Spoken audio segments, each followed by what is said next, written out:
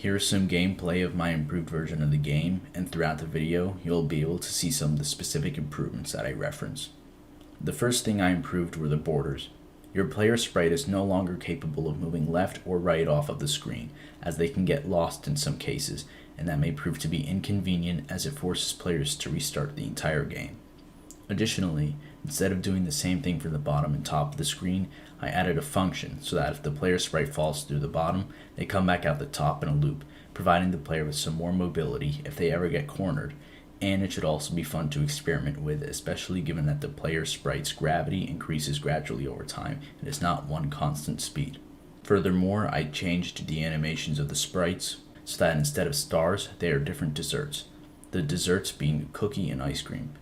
I also animated these so that the cookie is constantly rotating and the ice cream is shining, giving it a bit of variety and visual appeal overall, keeping it from being boring.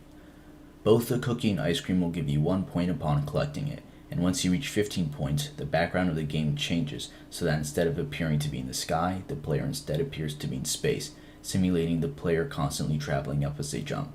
I also added 2 more sprites in general, the sprites being swords. These falling swords will force a player to be cautious when going for desserts, as instead of losing points, they will lose 1 life per hit from the sword, and these lives cannot be regained.